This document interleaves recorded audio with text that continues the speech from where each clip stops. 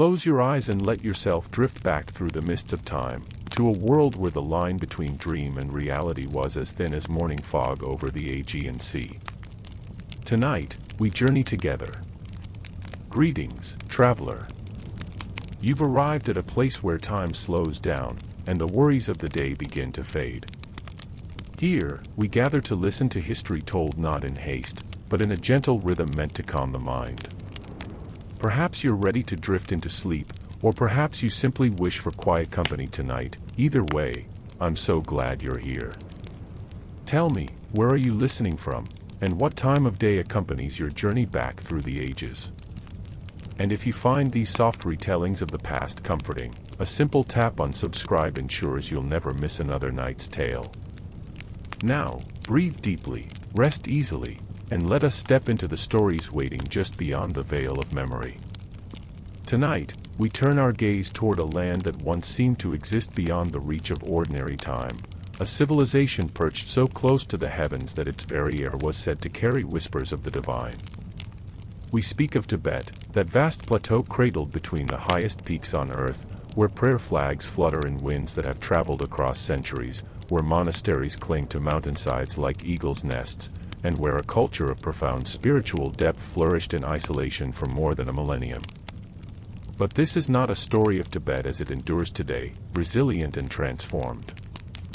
This is a story of how a civilization falls, not with the sudden drama of conquest alone, but through the slow, inexorable working of forces both external and internal, human and cosmic, visible and invisible. The fall of Tibet is a story often overlooked in the grand narratives of world history, overshadowed perhaps by the collapse of Rome, the sacking of Constantinople, or the dissolution of the great Chinese dynasties. Yet there is something uniquely poignant about Tibet's transformation, something that speaks to the fragility of even the most seemingly eternal civilizations. For Tibet was not simply conquered by force of arms, though arms were certainly involved. It was not merely absorbed by a larger neighbor, though absorption did occur. Rather, Tibet's fall was a complex interweaving of internal decay and external pressure, of religious schism and political ambition, of geographic isolation that was both protection and prison, of a way of life so perfectly adapted to its environment that it could not adapt when that environment changed. Let us begin, as all good stories must, at the beginning, though in Tibet's case, the beginning stretches back into a past so distant that history and legend become indistinguishable, like the boundary between earth and sky on the high plateau at twilight.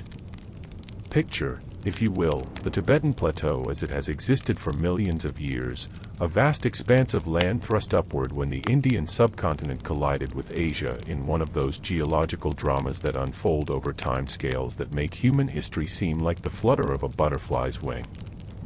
This collision created the Himalayas, those magnificent peaks that form the southern boundary of Tibet, and lifted the plateau itself to an average elevation of more than 14,000 feet above sea level. The result is a landscape unlike any other on Earth, a place where the air is thin and crystalline, where the sun burns with an intensity unknown at lower altitudes, where temperatures can swing from scorching heat to bitter cold within the span of a single day, and where life itself must adapt to conditions that would seem impossible elsewhere. This is important to understand, dear traveler, because the land shaped everything that would follow. The plateau's elevation meant that Tibet was isolated, accessible only through treacherous mountain passes that were blocked by snow for much of the year. This isolation allowed Tibetan civilization to develop along its own unique trajectory, insulated from many of the currents that swept through the lowland civilizations to the east, south, and west. The harsh environment meant that agriculture was difficult, limited to certain valleys where barley could be grown, into the pastoralist lifestyle of nomads who herded yaks, sheep, and goats across the vast grasslands. The thin air and extreme conditions produced a people of remarkable physical hardiness, but they also limited population growth and economic development in ways that would have profound consequences when Tibet eventually encountered the modern industrialized world. Yet this same harsh environment also created conditions for something extraordinary. The clarity of the air, the vast emptiness of the landscape, the profound silence broken only by wind and the calls of distant animals, the play of light across endless horizons, all of this seemed to invite contemplation, to turn the human mind inward and upward toward questions of meaning and transcendence. It is perhaps no accident that Tibet became one of the world's great centers of religious and philosophical thought, a place where the pursuit of enlightenment was considered not a luxury but a necessity, where monasteries became universities and meditation became a science. The earliest inhabitants of the plateau left few records that survive today, but archaeological evidence suggests that humans have lived in Tibet for at least 20,000 years, adapting gradually to the extreme altitude through genetic changes that allowed them to process oxygen more efficiently than lowland peoples. These early Tibetans were likely hunter-gatherers and pastoralists, following the seasonal movements of animals across the grasslands, living in black yak-hair tents that could be packed up and moved at a moment's notice, a lifestyle that persisted in some regions of Tibet right up until the 20th century. The first glimmers of what we might call Tibetan civilization begin to appear in the historical record around the time that Rome was reaching the height of its power, though Tibet itself remained largely unknown to the classical Mediterranean world. Early Tibetan society was organized around clan structures, with powerful chieftains ruling over territories that shifted and changed with the fortunes of war and alliance. The indigenous religion of these early Tibetans was animistic and shamanistic, a practice now known as Bon, which saw the world as populated by spirits dwelling in mountains, lakes, rocks, and trees, spirits that needed to be propitiated through ritual and sacrifice. The Bon priests were powerful figures, intermediaries between the human world and the spirit realm, and they would remain influential even after Buddhism came to dominate Tibetan religious life. The first historically documented Tibetan kingdom emerged in the 7th century of the Common Era, during what Chinese sources call the Tubo period. This was the era of the Yarlung dynasty, founded by King Namri Songtsen, who began the process of unifying the warring clans of the plateau under a single authority. But it was his son, Songtsen Gampo, who would transform Tibet from a collection of feuding chieftains into a genuine empire, one that would rival the great Tang dynasty of China in power and influence. Songtsen Gampo reigned from approximately 618 to 649 CE, and his accomplishments were nothing short of remarkable. He moved the capital to Lhasa, constructing the Jokhang Temple, which would become the most sacred site in Tibetan Buddhism. He created a written script for the Tibetan language, commissioning his minister Thonmi Sambhoda to travel to India and adapt the Indian Brahmi script for Tibetan use, thereby allowing Tibetan culture to preserve its history, literature, and religious texts. He expanded Tibetan territory through a combination of military conquest and strategic marriage alliances, at one point controlling territory that stretched from the Darien Basin in the north to the kingdoms of Nepal and Bhutan in the south, from western China to the borders of Persia. Most significantly for our story, Songtsen Gampo embraced Buddhism, or at least began the process of introducing Buddhism to Tibet. According to tradition, his two principal wives, Princess Birkuti of Nepal and Princess Wenching of Tang China, were both devout Buddhists who brought Buddhist texts, images, and teachings with them to Tibet. Whether this tradition is historically accurate in all its details is perhaps less important than what it reveals about how Tibetans understood their own history, as a civilization that absorbed and synthesized influences from its neighbors while maintaining its own distinct identity. The Buddhism that would eventually take root in Tibet was not the austere, philosophical Buddhism of the earliest texts, nor was it quite the same as the Buddhism practiced in India, China, or Southeast Asia. Instead, Tibetan Buddhism would become its own unique synthesis, incorporating elements of Indian Mahayana and Tantric Buddhism, Chinese Chan practices, and indigenous Bon beliefs into something entirely new. This process of synthesis would take centuries and would not be without conflict, but the result would be one of the world's most sophisticated and profound religious traditions, a system of thought and practice that addressed not only the ultimate questions of existence but also the practical realities of daily life on the high plateau. But we are getting ahead of ourselves. Let us return to that 7th century, when Tibet was just beginning its transformation from a collection of clans into an empire. Under Songtsen Gampo and his successors, particularly Trizong Detsen in the 8th century, Tibet became a genuine military power, capable of challenging even the mighty Tang dynasty. Tibetan armies raided deep into western China, at one point even capturing the Tang capital of Chang'an, modern-day Xi'an, in 763 CE, an achievement that shocked the Chinese court and demonstrated just how far Tibet had come from its pastoral origins. This military expansion brought wealth and prestige to the Tibetan kingdom, but it also brought something more important: exposure to ideas, technologies, and ways of organizing society that the isolated plateau had never encountered before. Tibetan kings began to model their court on Chinese and Indian examples, creating bureaucracies, establishing legal codes, building palaces and temples that reflected their growing sophistication and ambition. Trade routes opened, bringing merchants, monks, and scholars from across Asia to Lhasa and other Tibetan cities. For a brief, shining moment in the 8th and 9th centuries, Tibet stood as one of the great powers of Inner Asia, a bridge between the civilizations of India, China, and Central Asia. Yet this very success carried within it the seeds of future troubles. The military campaigns were expensive, requiring resources that strained the agricultural and pastoral economy of the plateau. The incorporation of foreign ideas and practices, particularly Buddhism, created tensions with the traditional nobility and the Bon priests who saw their influence waning. The vast territories conquered by Tibetan armies were difficult to administer and defend, particularly as the nomadic peoples of Central Asia began their own expansion. And the very centralization of power that had made the Tibetan Empire possible also made it vulnerable to succession disputes and civil war. The crisis came in the mid-9th century, during the reign of King Langdarma, who ruled from approximately 838 to 842 CE. Langdarma is remembered in Tibetan history as an enemy of Buddhism, a persecutor who destroyed monasteries, forced monks to abandon their vows, and attempted to restore the old Bon religion to supremacy. Modern historians debate how much of this traditional account is accurate and how much is later Buddhist propaganda, but what is clear is that Langdarma's reign marked a turning point. He was assassinated by a Buddhist monk in 842, and his death triggered a collapse so complete that it is known in Tibetan history as the era of fragmentation.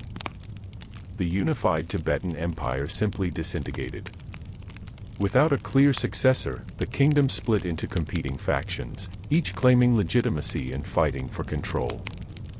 The territories that had been conquered were lost, as local rulers declared independence or were absorbed by neighboring powers.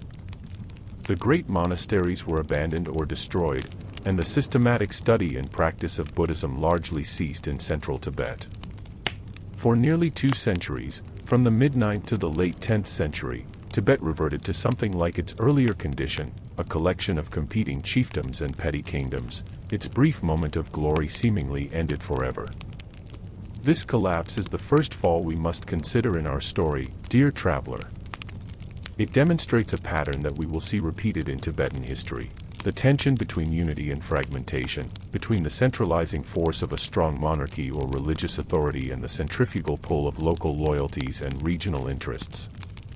Tibet's geography, that very isolation that had allowed its unique civilization to develop, also made it extraordinarily difficult to govern as a unified state. The vast distances, the treacherous mountain passes, the harsh climate that limited travel for much of the year, all of these meant that any central authority faced enormous challenges in projecting power and maintaining control across the plateau. Yet from the ashes of this first collapse, something remarkable emerged. In the late 10th and 11th centuries, Buddhism began to revive in Tibet, but this time it came not primarily from the center but from the peripheries, from western Tibet where refugees had preserved Buddhist learning, and from new missions sent from India. This second diffusion of Buddhism, as it is called, was more thorough and more deeply rooted than the first. Monks and translators traveled to India to study, bringing back texts and teachings that had been lost during the era of fragmentation. Great scholar saints like Atisha arrived from India to teach, establishing monasteries and training a new generation of Tibetan Buddhist masters. This period saw the formation of the major schools of Tibetan Buddhism that would shape the civilization for the next 1,000 years. The Nyingma school traced its lineage back to the earliest introduction of Buddhism in the 8th century, preserving what it claimed were the original teachings. The Kadam school, founded by Atisha's disciples, emphasized gradual training and ethical conduct.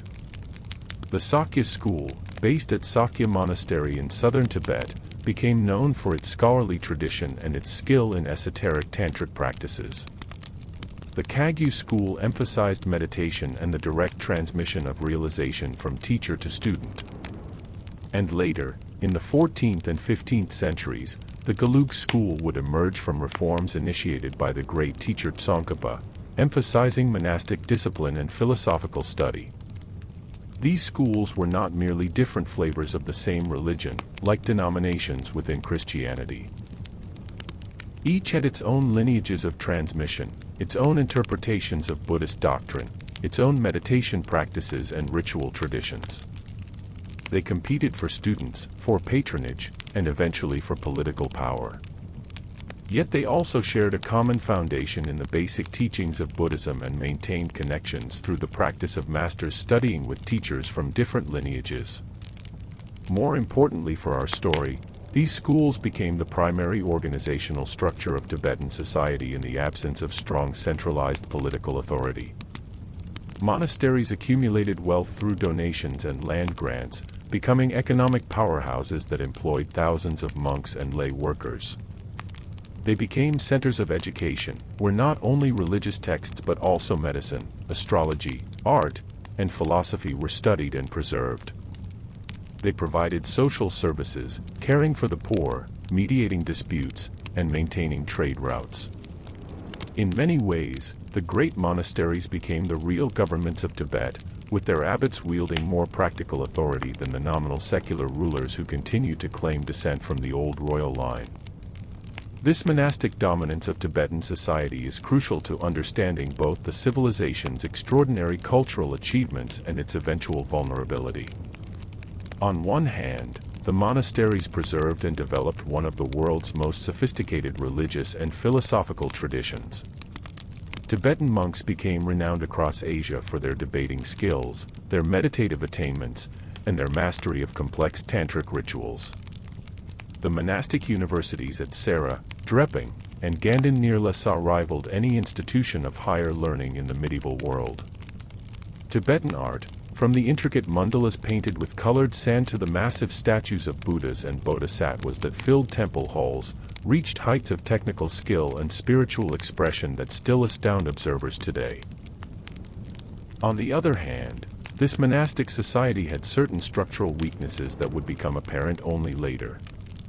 A significant portion of the male population, perhaps 20 to 30% in some regions, became monks, removing them from the productive economy and from the possibility of having families. This monastic celibacy, strictly enforced in most schools, meant that population growth was slower than it might otherwise have been.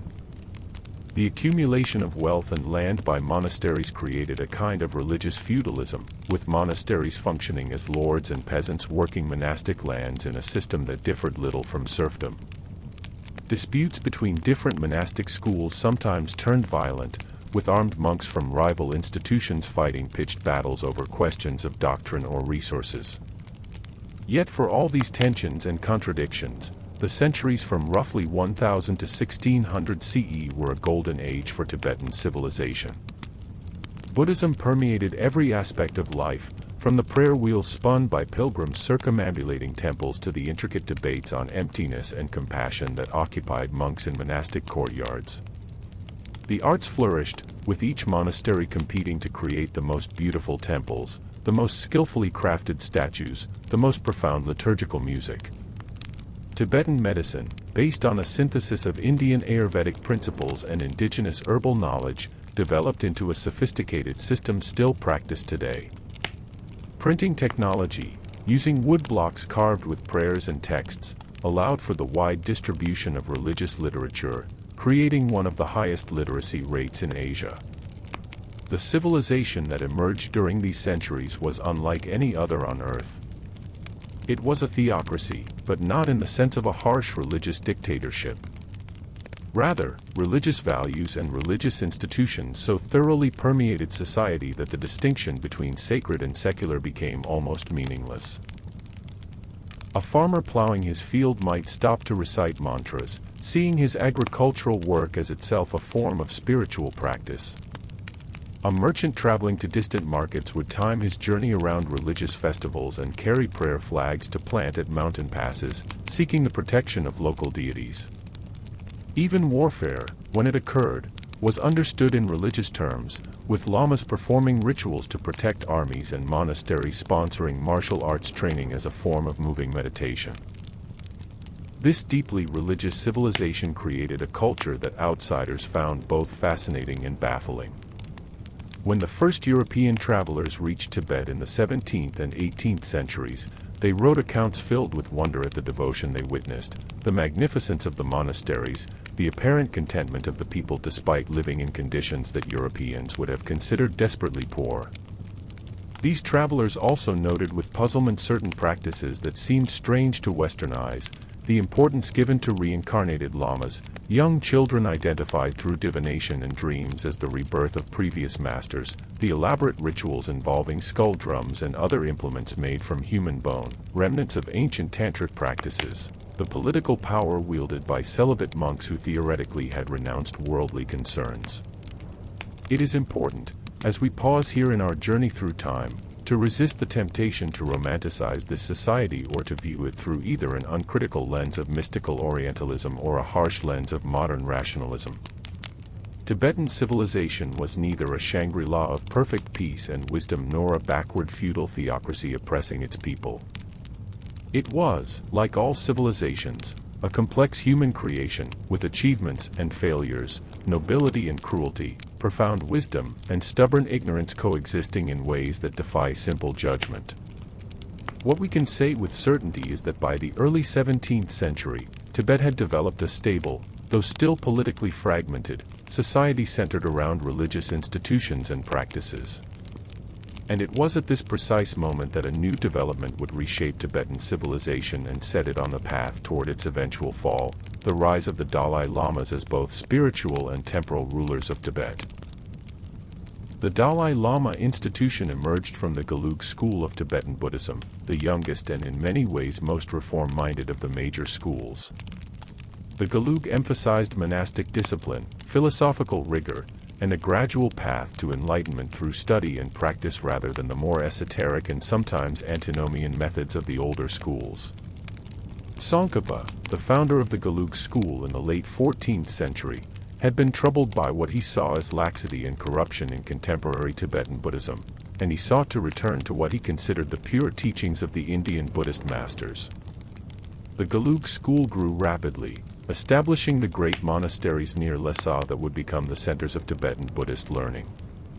But the school needed political patronage to compete with the older, more established schools that had the backing of local rulers and aristocratic families.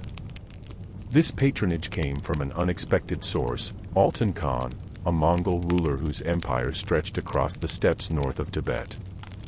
In 1578, Altan Khan invited the abbot of Drepung Monastery, a Gelug master named Sonam Gyatso, to visit his court and teach Buddhism to the Mongols. The meeting was momentous. Altan Khan converted to Tibetan Buddhism and gave Sonam Gyatso the title Dalai Lama, meaning Ocean of Wisdom. The title was made retroactive, so Sonam Gyatso became the third Dalai Lama, with his two previous incarnations receiving the title posthumously.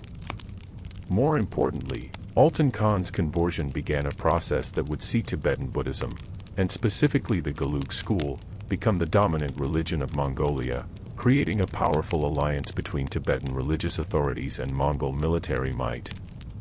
This alliance would prove crucial in the coming decades. In the early 17th century, as the Gelug school and its rivals competed for supremacy in Tibet, the conflicts escalated into civil war. The fifth Dalai Lama, Ngawang Lobsang Gyatso, who was recognized in 1617, found himself and his school under attack from both religious rivals and their secular patrons.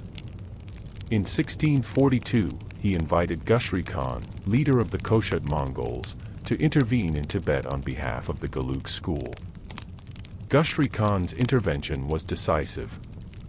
His armies defeated the Gelug school's rivals, conquered the provinces that had been independent, and united Tibet under a single authority for the first time since the collapse of the Tibetan Empire 8 centuries earlier.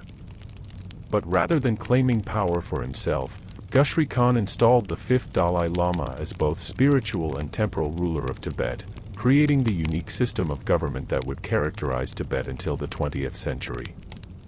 The 5th Dalai Lama, known to Tibetans as the Great Fifth, was a remarkable figure, a spiritual master who was also a shrewd politician and capable administrator. He established the Ganden Phodrang government, creating bureaucratic structures to administer Tibet's provinces, adjudicate disputes, and collect taxes. He began construction of the Potala Palace, that magnificent white and red fortress monastery that rises above Lhasa like a mountain itself, which would serve as both the residence of future Dalai Lamas and the seat of Tibetan government. He patronized the arts and scholarship, commissioning histories of Tibet and supporting the printing of Buddhist texts. He also maintained careful diplomatic relations with the rising Qing dynasty in China and with the Mongol Khans, balancing these powerful neighbors against each other to preserve Tibetan autonomy.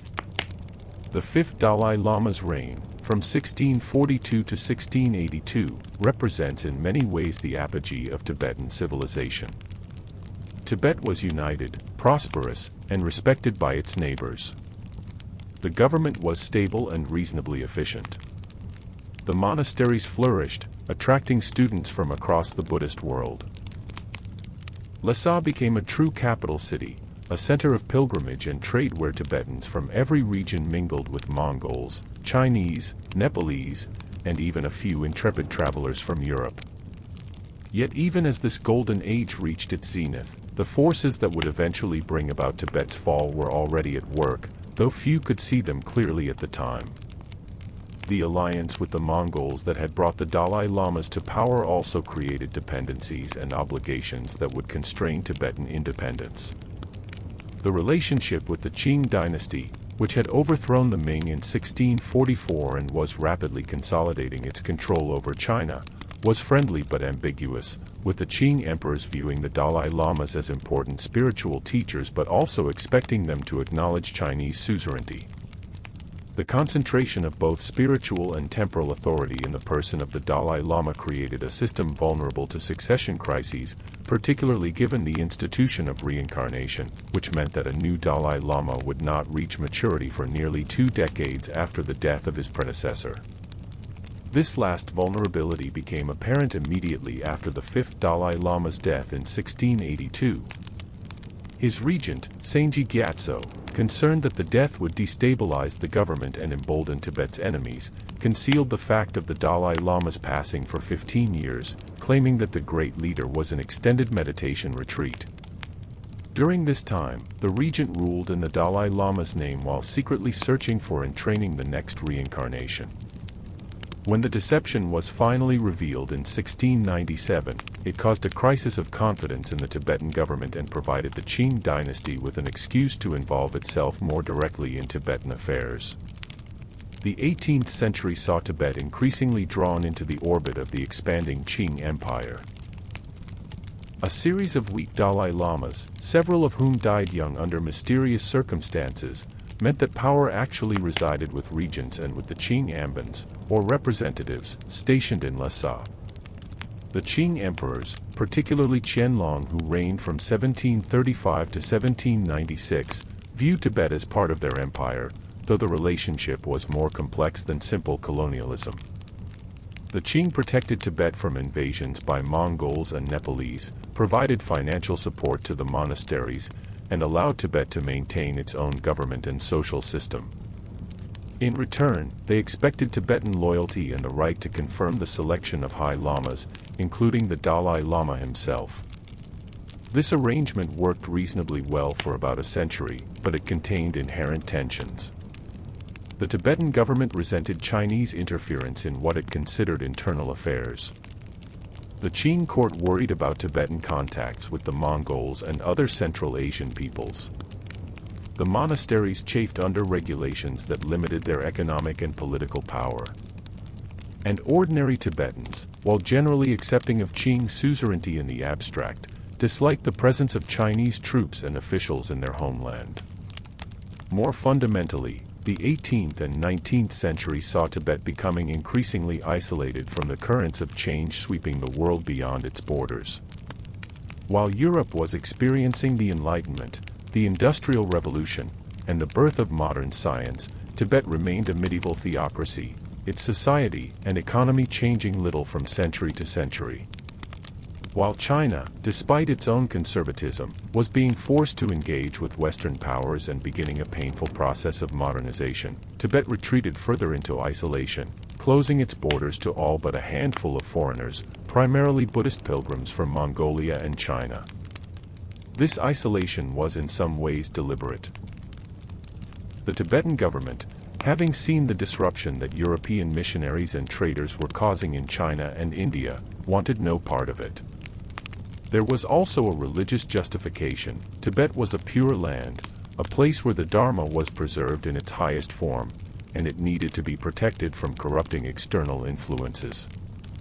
The monasteries, which controlled education and had a monopoly on literacy, had no interest in introducing secular learning that might undermine their authority. The aristocracy, whose status and wealth depended on the existing system, saw no reason to embrace changes that might threaten their privileges. The result was a society frozen in time, its strengths becoming weaknesses as the world around it transformed. Tibet's religious culture, so profound and sophisticated in its own terms, left the civilization with no scientific tradition, no industrial base, no modern military capacity. Its social system, stable and providing a kind of rough justice for centuries, was nevertheless hierarchical and feudal, with limited social mobility and opportunities for the majority of the population who were peasants bound to land owned by monasteries or aristocrats. Its political system, designed for a pre-modern world of personal relationships and religious authority, was ill-equipped to deal with modern notions of nationalism, sovereignty, and international law. As the 19th century progressed, this isolation became increasingly untenable. The British Empire, having consolidated control over India, looked northward toward Tibet with a mixture of strategic concern and commercial interest. They worried that Russian influence might extend into Tibet, threatening India's northern border. They saw Tibet as a potential market for British goods and a source of wool and other resources. And they were frustrated by Tibetan refusal to engage in diplomatic relations or allow British travelers and traders into the country. In 1903 to 1904, this frustration boiled over into the British invasion of Tibet, led by Colonel Francis Younghusband. A military expedition of several thousand troops, including British soldiers and Indian regiments, marched from Sikkim into Tibet, forcing their way past Tibetan militia armed with antique matchlock guns and swords. The technological disparity was shocking. British Maxim machine guns mowed down Tibetan fighters who advanced with prayers on their lips and amulets around their necks that they believed would protect them from bullets.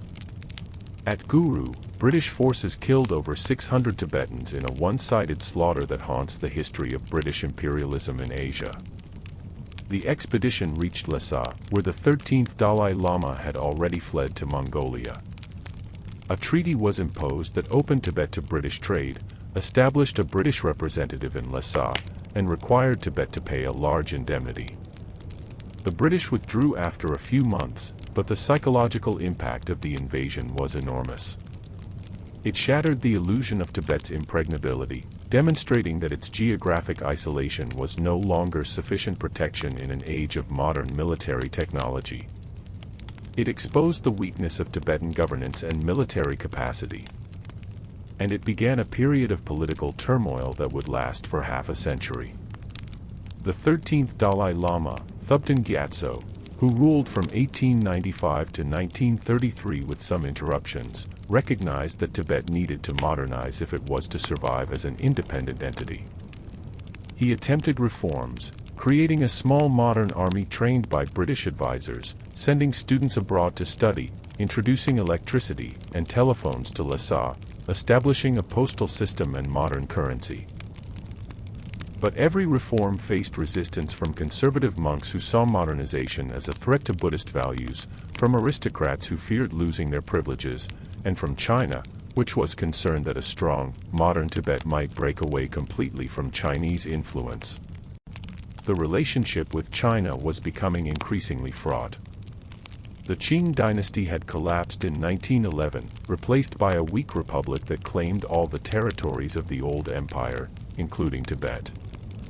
The 13th Dalai Lama, taking advantage of Chinese weakness, expelled Chinese troops and officials from Tibet in 1912 and declared Tibet's independence. For the next 4 decades, Tibet functioned as a de facto independent state, though this independence was recognized by few countries, largely due to Chinese pressure and the complex legal status inherited from the Qing period. This period of independence, from roughly 1913 to 1950, represents the last flowering of traditional Tibetan civilization, but it was a flowering shadowed by gathering storms. The government remained dominated by monks and conservative aristocrats who resisted most attempts at modernization. The economy remained largely medieval, based on subsistence agriculture and pastoralism with limited trade. The military was small and poorly equipped, numbering perhaps 10,000 poorly trained soldiers with outdated weapons. Education remained the monopoly of monasteries, with less than 5% of the population literate and almost no one educated in modern subjects like science, engineering, or international relations. The 13th Dalai Lama died in 1933, and with his passing, Tibet lost its most important advocate for modernization and its most astute political leader. The regents who ruled during the minority of the 14th Dalai Lama were conservative and faction-ridden, more concerned with maintaining their own power than with preparing Tibet for the challenges ahead. Opportunities for reform were squandered. Offers of assistance from Britain and other powers were declined or mishandled. Internal disputes between different monastic schools and between religious and secular authorities consumed energy that should have been directed toward national defense and development. Meanwhile, China was undergoing revolutionary transformation. The Chinese Civil War between nationalists and communists, interrupted by the Japanese invasion during World War II, resumed in 1945 and ended in 1949 with communist victory. The new People's Republic of China, led by Mao Zedong, was committed to modernization, to ending foreign influence in China, and to unifying all territories that had been part of the Qing Empire. Tibet was high on the list of priorities. The Chinese Communist Party viewed Tibet through the lens of Marxist ideology. They saw it as a feudal theocracy that oppressed its people, where a small elite of monks and aristocrats lived in luxury while serfs labored under brutal conditions.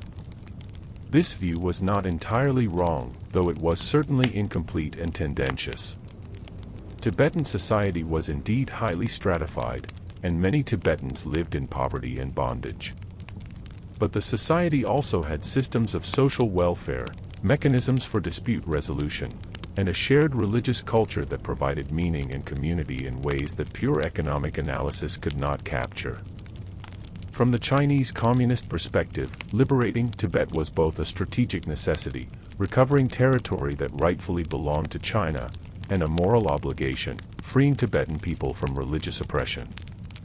The fact that most Tibetans did not feel they needed liberating was dismissed as false consciousness, the result of religious indoctrination by the lamas who benefited from the existing system. In October 1950, 40,000 troops of the People's Liberation Army crossed into eastern Tibet. The small Tibetan army, outnumbered and outgunned, fought bravely but briefly before being overwhelmed. The Tibetan government appealed to the United Nations, but with Cold War politics and uncertainty about Tibet's legal status, the appeal went nowhere. Britain, which might have intervened earlier, was dealing with its own post-war exhaustion and the partition of India. The United States, focused on Korea where war had just broken out, had little interest in a remote Himalayan territory. By May 1951, Tibetan representatives were forced to sign the 17-point agreement in Beijing, which acknowledged Chinese sovereignty over Tibet while promising to preserve Tibetan autonomy, religion, and culture. The 14th Dalai Lama, still a teenager, reluctantly ratified the agreement, seeing no alternative given Tibet's military weakness and diplomatic isolation. For several years, the situation remained relatively stable. Chinese troops and officials arrived in Tibet, but the Dalai Lama remained as head of government, the monasteries continued to function, and daily life for most Tibetans changed little. The Chinese began building roads and introducing some modern infrastructure, which was welcomed by some Tibetans who saw the potential benefits. But tensions were building beneath the surface. The Chinese presence was expensive, straining Tibet's limited resources. Chinese officials showed little respect for Tibetan customs and religion, viewing them as backward superstitions.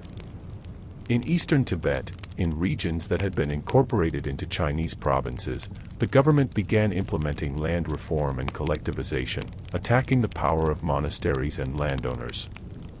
When Tibetans resisted, the response was violent, with monasteries destroyed and monks imprisoned or killed. These actions in eastern Tibet alarmed central Tibet and the Dalai Lama's government in Lhasa. Refugees fleeing the violence brought stories of atrocities and warned that the same fate awaited all of Tibet.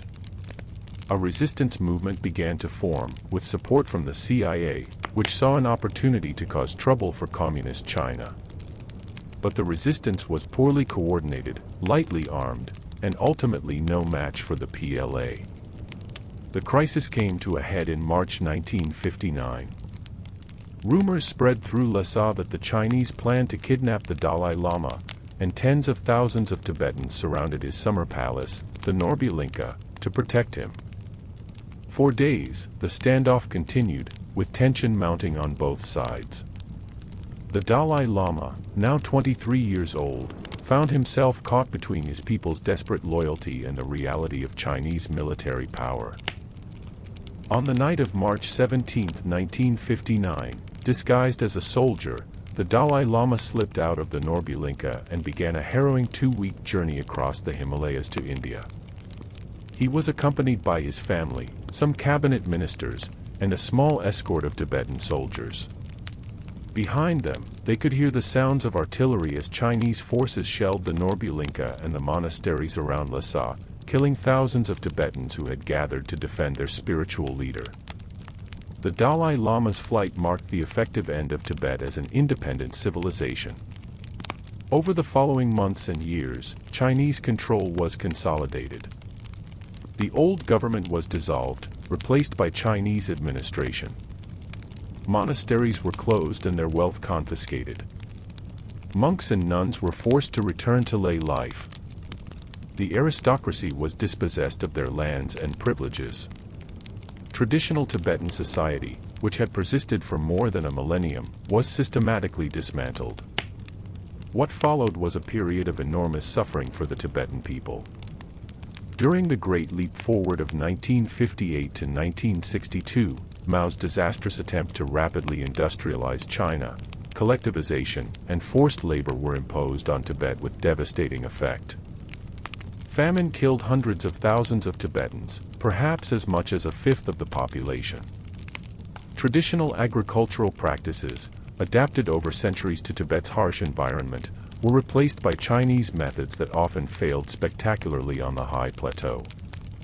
Grain had to be grown instead of hardy barley, livestock were collectivized and mismanaged, and the nomadic lifestyle that had sustained Tibetan pastoralists for millennia was forcibly ended.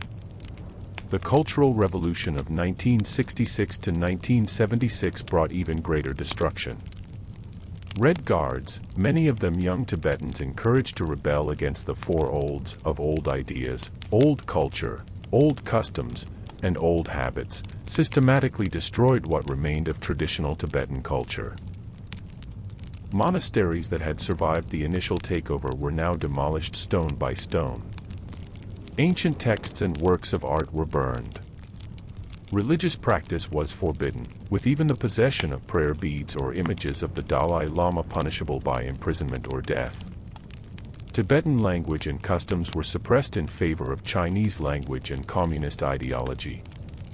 By the time the Cultural Revolution ended with Mao's death in 1976, Tibet had been fundamentally transformed.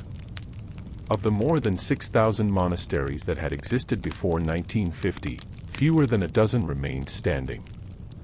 An entire generation had grown up without access to traditional education or religious training.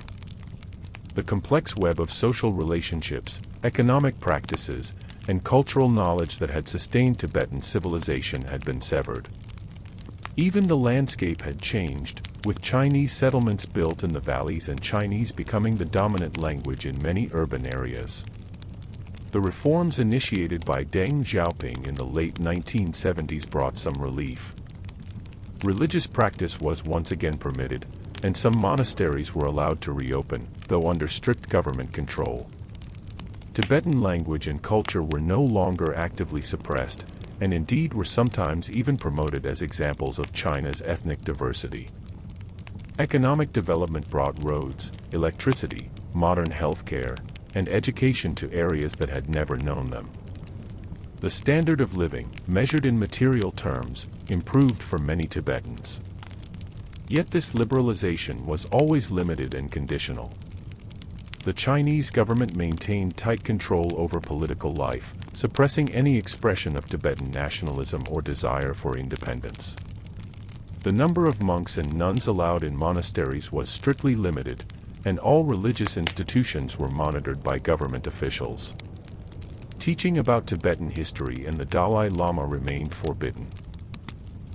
Large-scale Chinese migration to Tibet, encouraged by government incentives, began to make Tibetans a minority in their own capital city.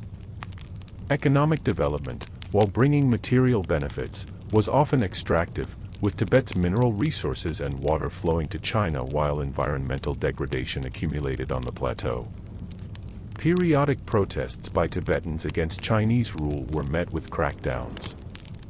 Major uprisings in 1987 to 1989, in 2008, and most dramatically in the series of self-immolations that began in 2011, when more than 150 Tibetans set themselves on fire to protest Chinese policies, demonstrated that Tibetan resistance had not ended. But these protests also revealed the futility of resistance against a state with overwhelming military and economic power, complete control over information within Tibet, and little concern for international opinion. The Dalai Lama, from his exile in India, became a global symbol of Tibetan Buddhism and nonviolent resistance. He won the Nobel Peace Prize in 1989 and became one of the world's most recognized religious figures. He advocated not for Tibetan independence, which he acknowledged was no longer realistic, but for genuine autonomy within China and for the preservation of Tibetan culture and religion. Yet despite his international stature and his philosophy of compassion and nonviolence, he was unable to achieve meaningful change in Chinese policy toward Tibet. Now, as we approach our own time, we can see more clearly the full dimensions of Tibet's fall. It was not simply a military conquest, though force certainly played its role. It was not merely the imposition of a foreign ideology, though Marxism-Leninism was indeed alien to Tibetan Buddhism. Rather, Tibet's fall was the collision of a pre-modern civilization with the full force of modernity, a collision made catastrophic by the specific circumstances of 20th-century Chinese history and communist ideology. Tibet fell because its isolation, which had protected it for centuries, became a fatal weakness when the world beyond its borders developed technologies of transportation and communication that made isolation impossible. It fell because its religious government, so stable for internal purposes, could not compete diplomatically or militarily with modern nation-states. It fell because its economy, perfectly adapted to its environment but unchanging for centuries, could not generate the wealth needed for modern armies or infrastructure. It fell because its social system, however satisfying to those who accepted its religious premises, was vulnerable to ideological attack from those who viewed it through the lens of class struggle and material progress. But perhaps most fundamentally, Tibet fell because it could not adapt quickly enough to changing circumstances. The conservative forces in Tibetan society, the monasteries and aristocracy that benefited from the status quo, successfully resisted most attempts at reform during the crucial decades when modernization might have provided the strength to maintain independence. By the time the threat became undeniable, it was already too late.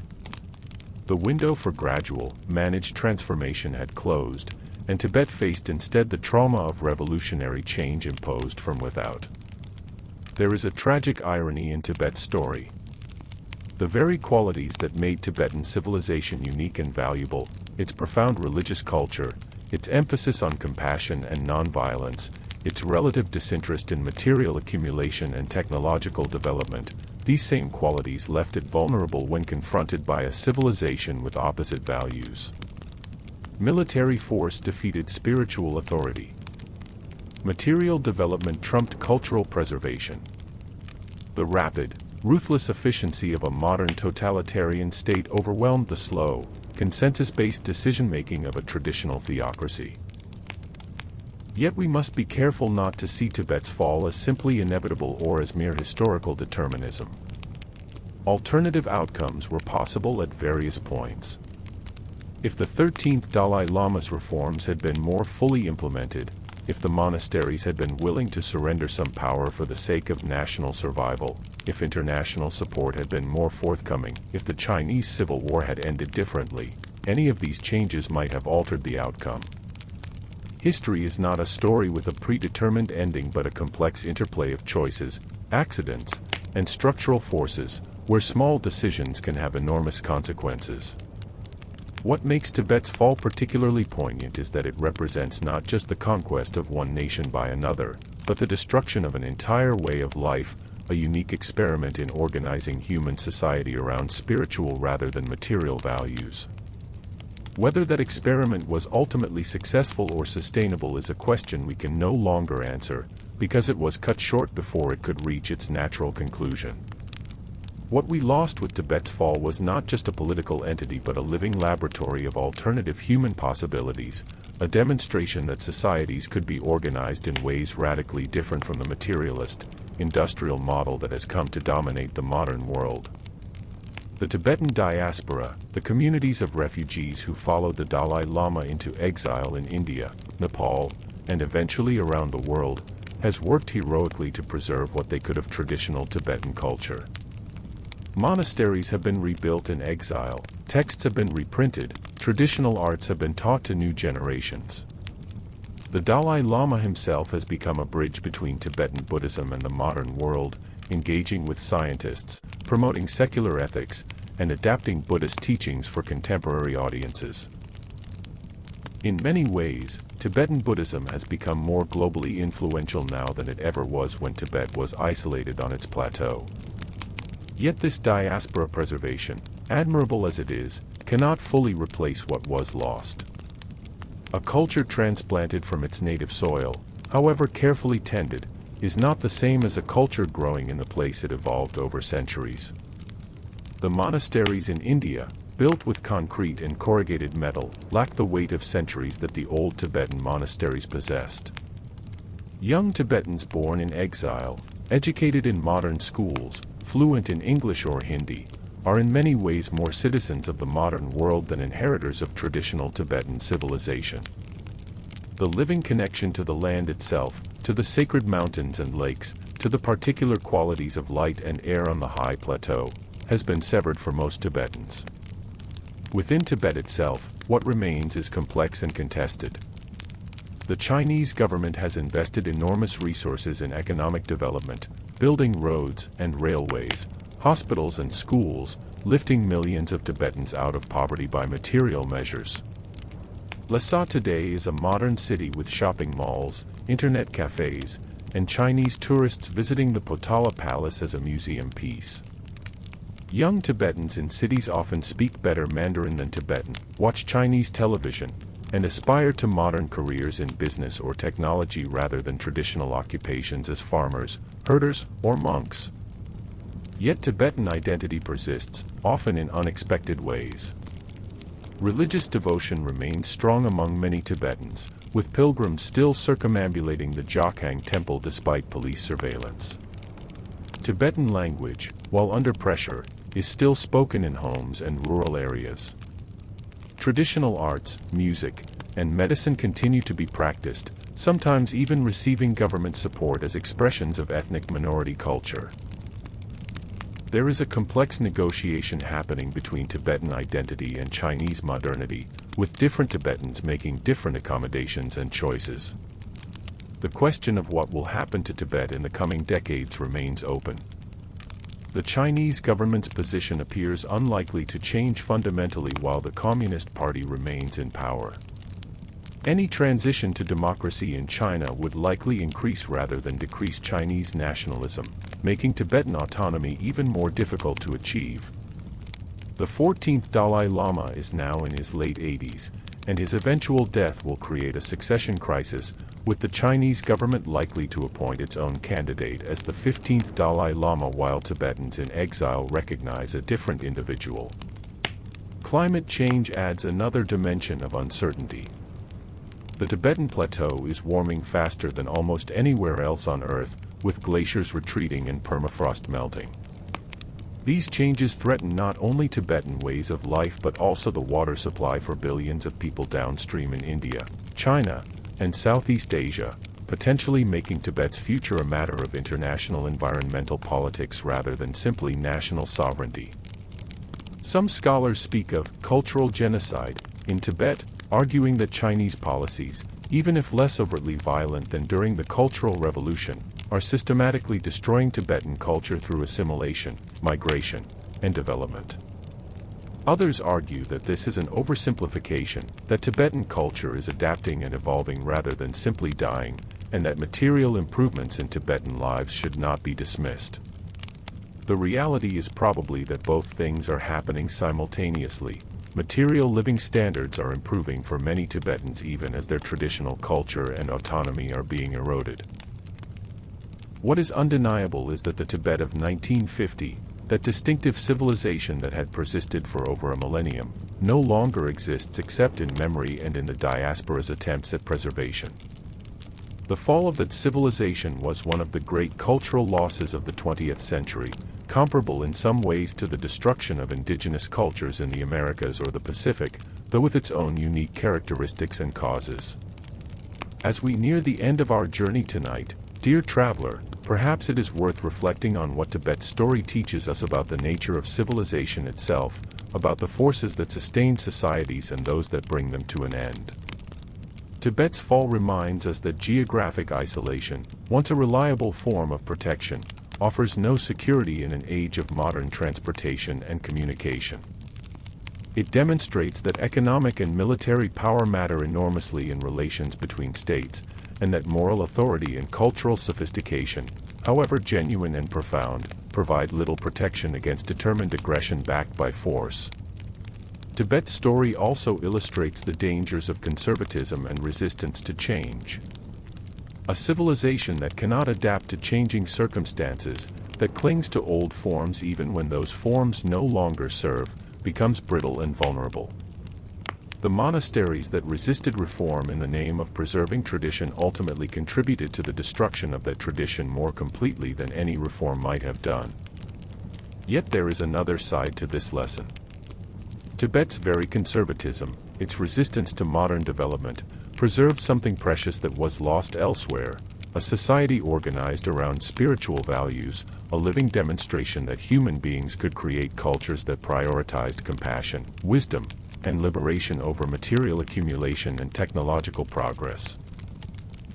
The question of whether such a society could have survived into the 21st century even without Chinese conquest is unanswerable, but it is a question worth pondering. Tibet's fall also reveals the limits of international law and humanitarian concern when confronted by the determined actions of a powerful state willing to ignore world opinion.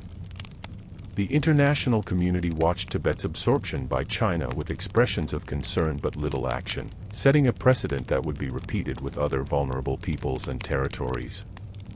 This reminds us that sovereignty and independence are not guaranteed by justice or legality but must be defended and are vulnerable to shifts in power and interest. Perhaps most importantly, Tibet's story teaches us about the fragility of human cultural achievements. A civilization that took centuries to develop, that created works of art and thought of profound depth and beauty, that evolved unique solutions to the challenges of living in one of the Earth's most demanding environments, all of this can be destroyed or fundamentally altered in a single generation. The libraries burned during the Cultural Revolution contained texts that had been preserved for centuries, knowledge passed down from master to disciple across generations, commentaries and teachings that represented the accumulated wisdom of Tibetan civilization. Once destroyed, much of this knowledge was lost forever, existing now only in fragments preserved by refugees who fled with whatever texts they could carry. This fragility should concern us all, for what happened to Tibet is not unique. Indigenous cultures around the world have faced and continue to face similar pressures, caught between their own traditions and the homogenizing force of global modernity. The languages, knowledge systems, artistic traditions, and ways of life that represent humanity's diverse attempts to make sense of existence are disappearing at an accelerating rate. Each loss diminishes the human family as a whole, reducing the range of options and possibilities available to future generations. Yet even in loss, there can be transformation and renewal. Tibetan Buddhism, forced into exile, has become a global spiritual tradition, offering its teachings on compassion, emptiness, and the nature of mind to people around the world who have never seen the Himalayas. The Tibetan cause has raised awareness of human rights and cultural preservation in ways that have benefited other threatened peoples. The diaspora's struggle to maintain identity while adapting to new circumstances offers insights into how cultures can survive even catastrophic displacement. The story of Tibet's fall is not yet finished. The final chapters are still being written by Tibetans in Tibet, in exile, and around the world, by the Chinese government and people, and by the international community. Whether those chapters will bring some form of reconciliation, continued suppression, unexpected transformation, or simply gradual assimilation remains to be seen. History is not predetermined, and while structural forces constrain what is possible, human choice and action still matter. What we can say is that Tibet, as it existed before 1950, has fallen as surely as Rome or Angkor Wat, as the Aztec Empire or the Byzantine world. The civilization that once existed on the roof of the world, that unique synthesis of religious devotion and political organization, of high culture and harsh environment, of spiritual aspiration and earthly reality, has been fundamentally transformed. Future historians will debate the causes and consequences of this transformation, will argue about what was gained and what was lost, will try to understand how a civilization that had endured for so long could change so completely in so short a time. But perhaps the deeper lesson is not about the specific circumstances of Tibet's fall but about the transient nature of all human civilizations. We build our temples and palaces, develop our philosophies and sciences, create our arts and institutions, imagining that they will endure forever. Yet nothing human is permanent. Empires rise and fall, civilizations flourish and fade, languages are born and die. The Tibetan monks understood this truth profoundly, expressed it in their practice of creating intricate sand mandalas only to sweep them away, demonstrating the Buddhist teaching of impermanence. Tibet's fall reminds us to cherish what we have while we have it, to document and preserve what we can, but also to accept that change is the only constant. It teaches us to be humble about our own civilization's permanence, to recognize that the modern industrial world that seems so dominant and inevitable today may itself be transitional, vulnerable to forces we cannot yet fully see or understand. And it invites us to consider what we want to preserve from the past as we move into an uncertain future, what wisdom from traditional societies might help us address the challenges of our own time. As the night deepens and your breathing slows, dear traveler, let the story of Tibet settle into your mind like snow falling on mountain peaks. Think of those monks in their remote monasteries, spending lifetimes in meditation on the nature of reality. Think of the nomads crossing the high grasslands, living in harmony with harsh conditions that would defeat most people. Think of the pilgrims prostrating themselves across hundreds of miles of rough terrain, their devotion measured in calluses and worn clothes. Think of the artisans creating Thangka paintings of infinite detail, the scholars debating in monastery courtyards, the farmers coaxing barley from thin soil at impossible altitudes. All of these lives, all of these practices, were expressions of a unique human possibility, a different answer to the question of how to live, how to organize society, what to value, what to pursue. That this answer ultimately could not withstand the pressures of modern history does not make it worthless or foolish. Rather, it makes it precious, a reminder that there are many ways to be human, many forms that human flourishing can take. The fall of Tibet was not just a political event or military conquest. It was the end of a world, the closing of a chapter in the human story. We are all diminished by that loss, for we have lost not just a nation or a culture but an entire way of seeing and being in the world, a perspective that balanced material and spiritual concerns differently than our own civilization does, that asked different questions and offered different answers. Yet even in ending, Tibet's story offers gifts. It reminds us of the importance of adaptation without losing essence, of the value of both tradition and innovation, of the need to engage with the world while maintaining distinctive identity. It demonstrates the power of nonviolent resistance even in defeat, and the way that moral authority can outlast military power in the long arc of history. The Dalai Lama's global influence, achieved through teaching and personal example rather than force, shows that spiritual power is real even if insufficient against tanks and bullets. As you drift towards sleep, let your mind wander across that vast plateau, so high that the stars seem close enough to touch. Imagine the prayer flags snapping in the wind, carrying their printed prayers across the valleys. Hear the deep horns calling monks to prayer in the gray dawn light. See the butter lamps flickering in chapels where they have burned for centuries.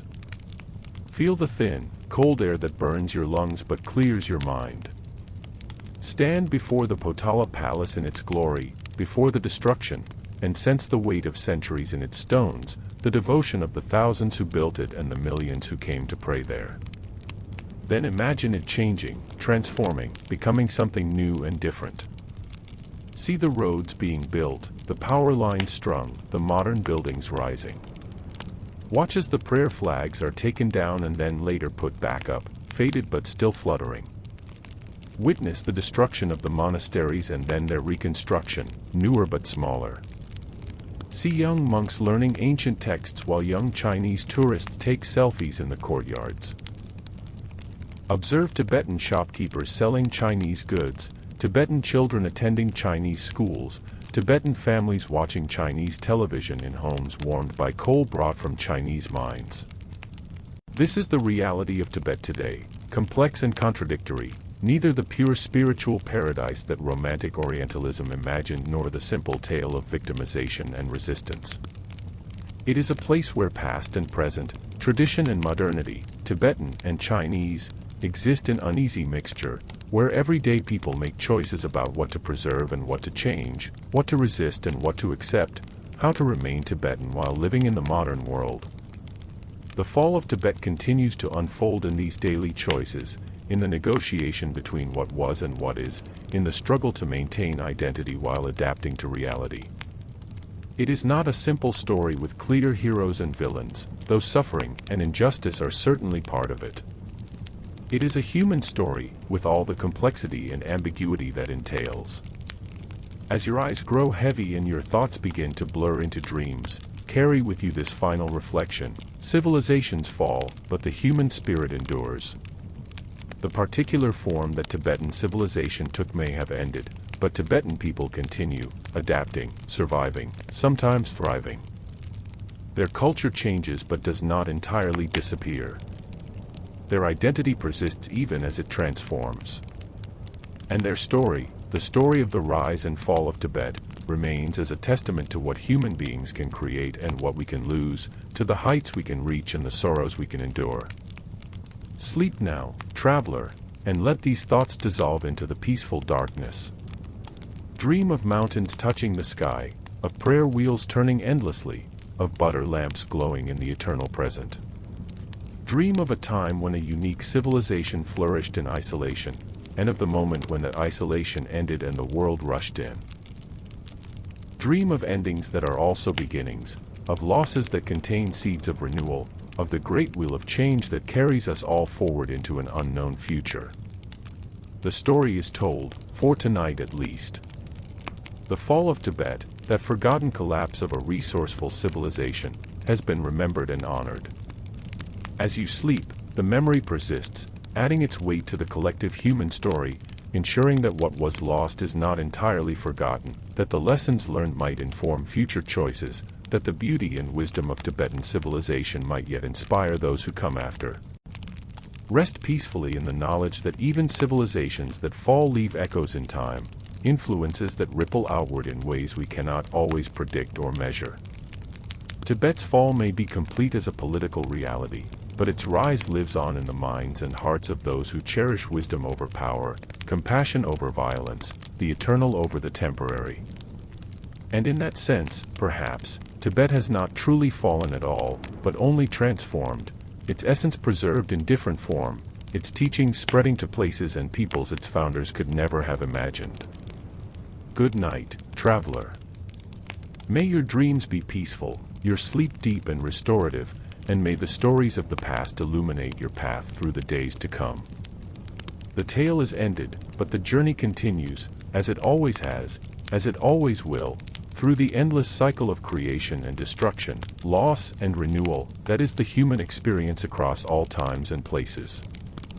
Rest now in this eternal present, this moment between what was and what will be, and let the ancient wisdom of the high plateau whisper its final blessing. Om Mani Padme Hum, the jewel is in the lotus, suffering can be transcended, and nothing is ever truly lost that has been held with love and remembered with honor.